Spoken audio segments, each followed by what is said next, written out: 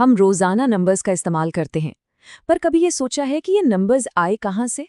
देखिए, ये सिर्फ मैथ्स नहीं है, ये इंसानी दिमाग की सबसे शानदार कहानियों में से एक है। तो चलिए पता लगाते हैं कि कैसे हमने जीरो से लेकर इन्फिनिटी तक का सफर तय किया। जरा सोचिए एक ऐसी दुनिया के बारे में जहां कोई ये नहीं कह सकता कि उसके पास 5 भेड़ें हैं। बस इतना कह सकते हैं कि बहुत सारी हैं। ऐसे में ट्रेड करना, कुछ बनाना या ये भी जानना कि रात के खाने के लिए खाना काफी है या नहीं, सब कुछ कितना मुश्किल होगा। बस इसी उलझन ने इतिहास के सबसे बड़े आविष्कारों में से एक को जन्म दिया। गिनती के लिए शब्द बनाने से भी पहले लोगों ने बड़े सिंपल पर बड़े कमाल के तरीके निकाल लिए, जैसे हर भेड़ के लिए एक कंकड़ रखना या हर बिकी हुई टोकरी के लिए हड्डी पर एक निशान बना देना। ये था 1 to 1 मिलान का तरीका, गिनती का कह सकते हैं पहला बीज। तो इन सीधे साधे तरीकों से एक बहुत बड़ी छलांग लगी, किसी भी चीज की मात्रा को एक आइडिया के तौर पर समझने की काबिलियत। और यहीं से हमारी कहानी का पहला चैप्टर शुरू होता है, वे नंबर्स जिन्हें हम गिनती के लिए इस्तेमाल करते हैं। ये हैं नेचुरल नंबर्स, हमारे नंबर्स की यूनिवर्स का कह लीजिए फाउंडेशन। ये उस सबसे आसान सवाल का जवाब देते हैं, कितने। नेचुरल नंबर्स बहुत काम के थे, पर उनकी भी एक लिमिट थी। सोचिए, अगर किसी के पास 2 सेब हैं और उसने दोनों खा लिए तो कितने बचे? नेचुरल नंबर्स के पास इसका कोई जवाब ही नहीं था। उनके सिस्टम में ये खालीपन था, एक गैप। और फिर कुछ कमाल का हुआ, किसी ने कुछ नहीं को दिखाने के लिए, उसे रिप्रेजेंट करने के लिए एक सिंबल बना दिया, 0। ये सिर्फ एक खाली जगह भरने वाला अंक नहीं था, ये एक ऐसा कॉन्सेप्ट था जिसने मैथ्स का पूरा नक्शा ही हमेशा के लिए बदल दिया। तो अब हमारे पास आ गए होल नंबर्स। 0 को जोड़ते ही हमारा मैथ्स का टूलकिट भाई बहुत ज्यादा पावरफुल हो गया। अब 2 - 2 का क्या जवाब है? बिल्कुल सही, 0। ऐसा लग रहा था कि हमने मैथ्स की पहेली सुलझा ली है ना? लेकिन एक और भी अजीब सवाल सामने आ रहा था। एक ऐसा सवाल जो नंबर्स के बारे में हमारी समझ को फिर से चुनौती देने वाला था। सोचिए, अगर किसी के पास 2 रुपए हैं, लेकिन उसे 6 रुपए की कोई चीज खरीदनी है, तो क्या होगा?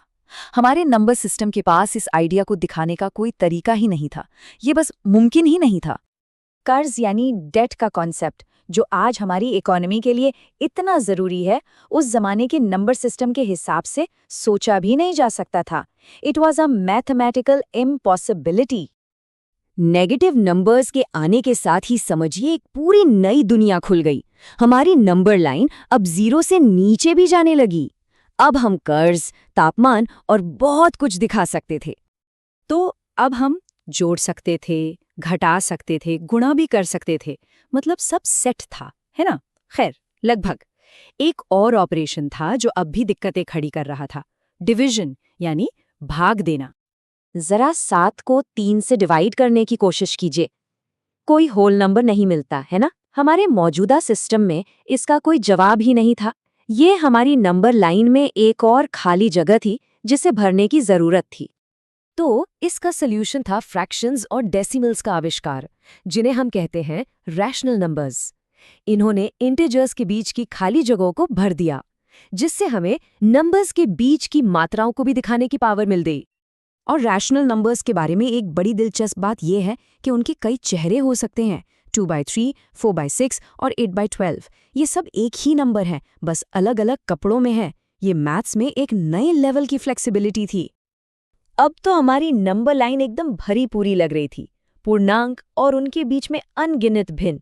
लेकिन फिर प्राचीन यूनानियों ने कुछ ऐसा खोज निकाला जिसने सबको हिला कर रख दिया।